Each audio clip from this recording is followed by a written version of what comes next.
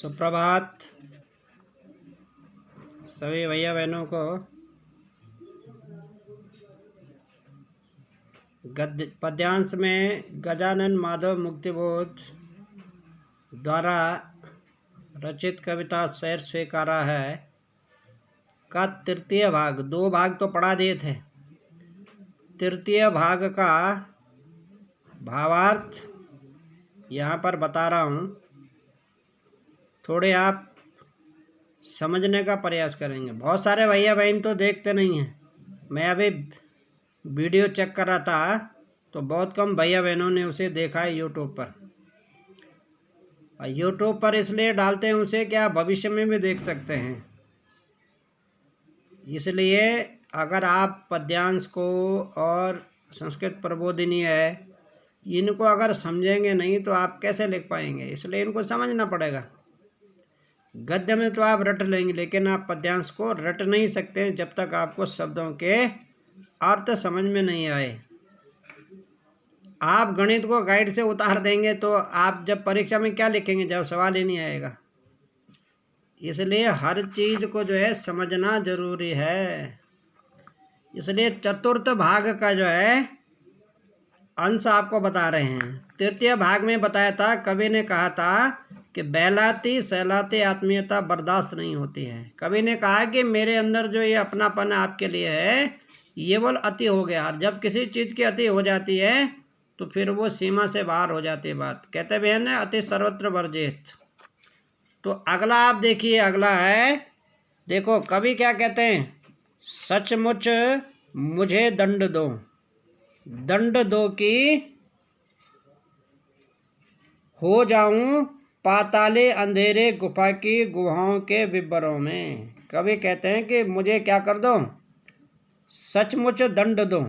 कैसा दंड? अब कवि अपने लिए स्वयं कह रहे कि मुझे क्या कर दो, दंड दो। दंड किस चीज़ का दंड दो? कि मैं तुम्हारी स्मृतियों को बोल क्या हूँ, भूलना चाहता हूँ। पाताली अंधेरे गुफाओं के विवरों में। अब पाताली अंधेरे का मतलब क्या होता है? अंधेरा एक हो गया पाताली। अंधेरा शब्द तो सामान्य हो गया और पाताली हो गया जहाँ पर घनघोर अंधकार होता है। पाताल आप सभी जानते हैं, आकाश पाताल। इसलिए आकाश जो है ऊंचाइयों में और पाताल क्या है, जमीन के अंदर है। और वो भी कैसा है, बहुत दूर है। और एक अंधकार सामान्य होता है कि जब सूर्य जो है अस्त हो जाता है तब भी अंधकार होता है।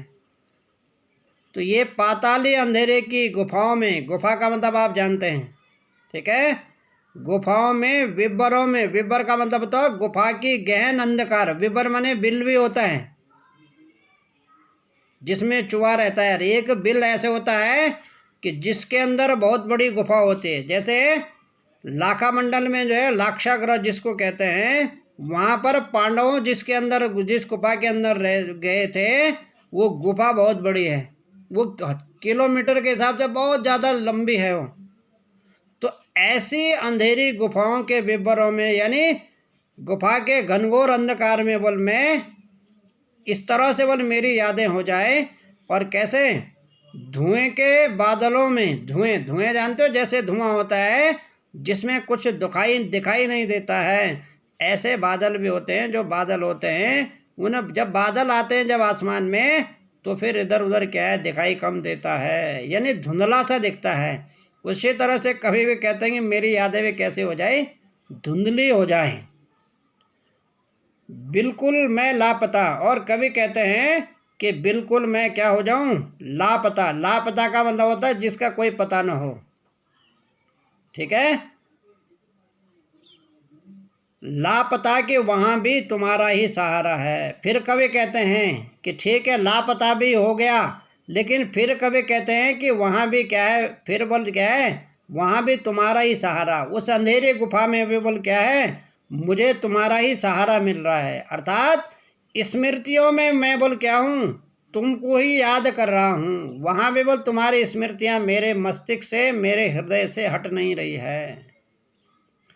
इसलिए कि जो कुछ भी मेरा है, कवि कहते हैं अपने उस प्रियतमा से कहते हैं, वो जो क्या है, अतीत की यादें कवि के मस्तिष्क में जो हृदय में जो जुड़ी हैं, कवि कहते हैं कि इसलिए कि जो कुछ भी मेरा है या मेरा होता सा लगता है, होता सा संभव है। अब देख लीजिए, या होता सा संभव लगता है या होता सा संभव है। संभव को कहते हैं संभावित होने वाला, ठीक है, जिसकी संभावना है। और जो असंभव है उसको कहते हैं जिसकी क्या है, होने की संभावना ना के बराबर है, वो असंभव है।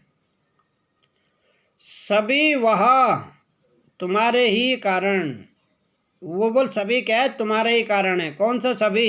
एक तो ये है कि जो कुछ भी मेरा वो तुम्हारा है, दूसरा है या जो होता सा भी संभव लगता है, और तीसरा है होता सा संभव है। ये सब बोल क्या है, तुम्हारे ही कार्यों का घेरा है। कौन से कार्य?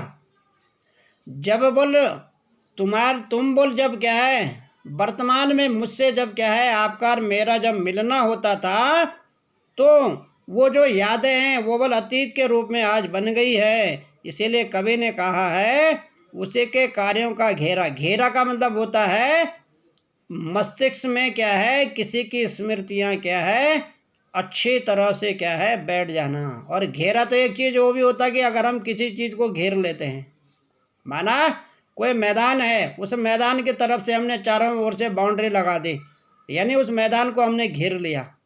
तो यहाँ घेरने से मतलब है कवि की स्मृतियों में जो कवि की प्रियतमा है, वो उनकी स्मृतियों ने कवि के मन मस्तिष्क को घेर लिया है। कार्यों का वैभव है। वैभव का मतलब होता है कि उनकी जो अच्छाइयाँ बुराइयाँ जो भी कवि के मस्तिष्क में है, उनका प्रभाव कवि के हृदय में है। अब तक तो जिंदगी में, अब तक कवि कहते हैं अब तक तो जिंदगी में जो कुछ भी था, जो कुछ भी था, जो कुछ भी है, था माने जो पहले रहा है कवि के पास और जो अभी वर्तमान में है, भविष्य और भूतकाल और भविष्य की बात कवि कर रहे हैं, सैर से स्वीकारा है। कवि कहते हैं उसे बोल क्या है, सहर्ष माने खुशी खुशी, हर्ष के साथ स्वीकार किया। एक होता है स्वीकारना, स्वीकारना हो गया सामान्य रूप से, और हर्ष के साथ स्वीकारना होता है मन से किसी चीज़ को स्वीकार करना। इसलिए कि जो कुछ भी मेरा है, कवि कहते हैं इसलिए कि जो कुछ भी मेरा है, ठीक है, वह तुम्हें प्यारा है। अब कभी बात वहीं आ गई ना, जहाँ से प्रारंभ हुई थी अंत वहीं पर हो गया है।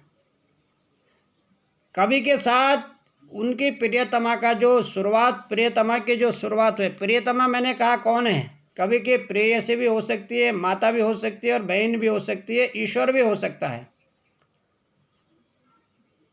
वो दिवंगत जो आत्मा है उसके कवि ने जो है उसकी जो क्या है स्मृतियों को कवि याद कर रहा है, इसलिए कि जो कुछ भी मेरा है वह तुम्हें प्यारा है। कवि कहते हैं कि मेरे पास जो भी कुछ है बोला वो बोल तुमको भी क्या है सबसे प्यारा था या प्यारा लगता था। इसलिए कवि ने कहा है कि जो सच्चाई है उसको क्या है हम छुपा नहीं सकते हैं। इसलिए कवि ने कहा कि जो कुछ भी है वह सब तुम्हारे ही कारण है।